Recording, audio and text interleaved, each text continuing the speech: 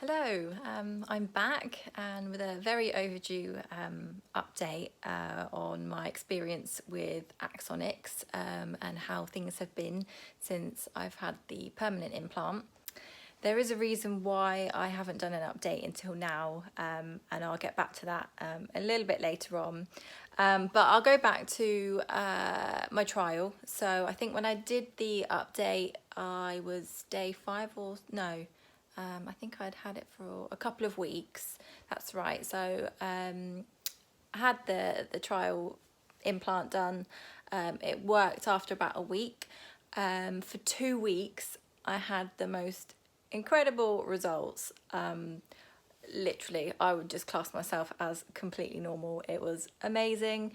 I was just so relaxed. My anxiety levels had gone down, and yeah, it was just brilliant.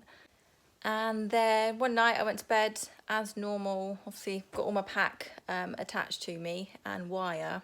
And at some point in the night, I don't know when, but I must have somehow moved. The waistband had twisted around and the wire had actually come out of the box. So I woke up in this big panic because it wasn't working and I wasn't really sure how to turn it back on, but managed to figure it out, turned it back on, and then put it back up to the level that I thought I had it on. And then it just stopped working. I kind of went straight back to how I was before I had it done. When I say it stopped working, it was still working in itself. I could still feel those sensations, but I just didn't have the positive effects and bladder change that I did with the trial. So yeah, it was really bizarre. I contacted my nurse, explained the situation, and she thought maybe I'd upset something. I then changed my program over because I was due to change over to the other one. I did that. I was still quite bad. So she said, you know what, turn it back to the first one and just leave it. And obviously we'll see you when I was booked to go in for the permanent procedure. So after that happened, what I did is I actually taped the wire to my skin, just so that if there was kind of any movement, it wouldn't go too far and enough to pull it out. So a little tip, if you do have the trial, maybe tape the wire down to stop that from happening. Then I went in to have the permanent procedure done. I got to see the Axonics rep before anything happened, and he was able to connect me to his tablet where he's able to see exactly what days you had what level, and he was able to see when it became disconnected, it being reconnected, and then I'd never actually reached that same level of stimulation again, which explains why it wasn't working for me. And apparently it can be such a small range that it can work in for you, that if you're a little bit below or a little bit above, it can make all the difference in it not working all together for you. So I was so relieved to hear this because I kind of really worked myself up and thought, oh God, that's it. It's never going to work for me. Like I had 2 weeks of bliss and that's it. So that was a huge relief. So I had the procedure done. And it was a little bit different from when I had the trial. For the trial, I had a general anaesthetic. For this part, I just was heavily sedated and had a little bit of oxygen, which is really bizarre because I don't remember anything at all. Apparently you are kind of still awake, but I couldn't tell you a thing about it. I woke up, I was quite uncomfortable. In recovery, they had to give me quite a lot of painkillers, and I was very drowsy. So yeah, it did kind of hit me quite a bit actually, being sedated. I was probably more with it, I think, when I had the general, which is bizarre. But anyway, I guess the purpose of that is that there's less risks involved, and not only that, I think you feel a lot better, a day later or so than what you would with a general anaesthetic. So once I was all comfortable and kind of with it, I guess, the Axonics guy comes around just to, make sure he's answered any questions that you have, and also just to get you all set up, program you, just to explain everything, just to make sure that you're happy, and that you've got all of your charging equipment with you as well, which I will show you in a little bit. So yeah, all permanent, all done, very easy, in and out in a day. Bit of discomfort, but nothing that painkillers won't help with. And then yeah, all set to go home. So the next day I was really surprised actually with how comfortable I felt. I was a lot more, well, I had a lot more discomfort after the trial than I did after having the permanent done. With the permanent one, obviously they left the original lead in because if it's working, why change it and upset everything? So that was left there, and I think they just removed the extra long wire that you have and implant the actual device, and obviously have the wire connected to it. So they recommend that you take 2 weeks off after the procedure.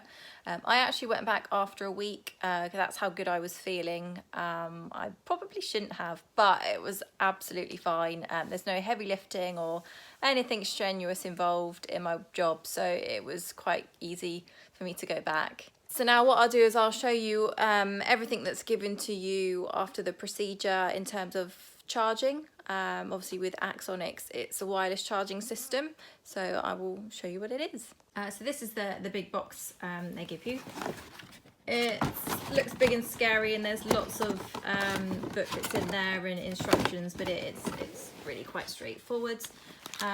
This is a little charging pod here. Plug that into the wall, and then that's your actual little charging pod. Which what you do is you need to line that up with your battery, and that's what gets it charging. Even a belt as well to wear during the charging, and also some of these little sticky pads. I've got one out here just to show you. There we go. So basically you just clip it in. It's very easily done. I'm not going to do it, but you push that in, it snaps into place. Peel off the sticky bit, you line it up with your battery. It makes a great bleeping sound to let you know that it's found the battery and it's charging, and then you're all good to go. And it's the same with the belt as well. I did struggle a bit with the belt to start with, just because it kept becoming not loose around my waist but loose from against my body. It's got to be, you know, touching your skin and lined up for it to charge. So I ended up kind of putting it around and pinning it into place a little bit, which did help. But I do find these much easier to just pop it in, stick it on, and you feel just a little bit more mobile, and like you haven't got to be so careful with that, because I felt that when I was wearing the belt it did keep disconnecting quite a bit. But I guess it's different for everybody. You've got to try it out a few times. Some people might find that the belt works better for them than the sticky pads, but you'll get to know that once you get them. The first time I charged my battery, it took a long time. I swear it took like 2.5 hours. It may have been because I still had a plaster on at the time, or dressing, so because it didn't have that skin-to-skin contact possibly, may have been why it took so long. But since then, it's very easy to charge. I think for me it's like every 2.5 weeks, and it takes about an hour and a half, 2 hours maybe. So it's really easy. I just have to remember to click my fob, which is here. So to understand your kind of battery level, you just have to connect it by clicking the button. I'm just going to hold it down here so it's near me. Let's see. It kind of does this little dance, and then yeah, there we go. Green battery, green light at the bottom there, but the battery just to say it's got full power. I did only charge it 4 nights ago, so yeah, full battery. And then what happens is when it gets low, it turns to an orange colour, and I think that indicates that you've got 4 days left of full charge. Then when it gets down to flashing amber or flashing orange, it indicates that you've kind of got a day or two, so you really need to charge it. The thing with the charger is it makes a great sound once you've lined it up, so it will bleep to say that it's connected. If it becomes disconnected, again, it will just make a noise to let you know, and then you just have to line it back up again and it will reconnect. When it's finished charging, it makes a lovely ringing tone to let you know that you're all done as well, so it's really good. So now I'll just show you how my scars are healing. They've healed really well. I was very good about keeping them clean and dry constantly until they were fully healed. No baths, that sort of thing. They, yeah, feel really good now. So I'll show you how they're looking. I'm trying to think. So I had it done at the end of January and we are now mid-April. So they're pretty healed well. So there we go, that's the main one there. So this is where the battery is. I can feel it, but not too much. But you can just feel a slight little firmness there. Then I've got this one, where is it? This one down here, which is hard to see, but I think that's the original one where they kind of located the nerve. It's a little bit bumpy. I think that's probably just some scar tissue. And then you've got that teeny tiny one there, which is where the wire came out. But you can see they've healed really well. They don't hurt in any way. They healed fairly quickly. So now the results that I've had since having the permanent battery implanted. I thought to start with it would probably take a week or so, like it did with the trial before it took any effect. But unfortunately it didn't do anything. I kind of was in the same position as before. I was really upset about it and I just thought, you know, why is this happening? It worked amazing on the trial when it was working and it's just not. So I was, yeah, quite disheartened about it, but I just emailed the nurse at UCLH and she just reassured me and said, don't worry, you know, this is very common. It can take a while to find the right program for you. We'll get you back in with the Axonics rep and we'll get you reprogrammed and go from there. So that was so reassuring that I had that communication that to just be able to get booked in again and fairly quickly as well. In fact, since having the permanent device done, I've had amazing communication from both the nurse and the Axonics rep. So any questions, any day, I literally just ping an email across and they get straight back to me within a couple of hours, either one. And so yeah, it's really nice to have that communication there and reassurance as well. So I went in to get reprogrammed. So it was with the Axonics rep and the nurse at UCLH. It took probably about 10-15 minutes, not long at all. They connect you to the tablet, runs a few little tests to make sure that you're feeling sensations in the right places and just gets you set up on a new program. So after reprogramming, I have my 7 new levels to try again, each of them about 5 days for each one, just to really make sure it's kind of settled. So I did that and unfortunately I still didn't get any positive results, which was really frustrating. But I spoke to quite a few people on the Facebook page and you know, so many people have had the same sort of experience, and a lot of people just reassured me and said, don't worry, you know, you will find the right program. It may take time, but just don't be disheartened about it and don't stress about it. They said, you know, the hard part's done at the end of the day, which is so right.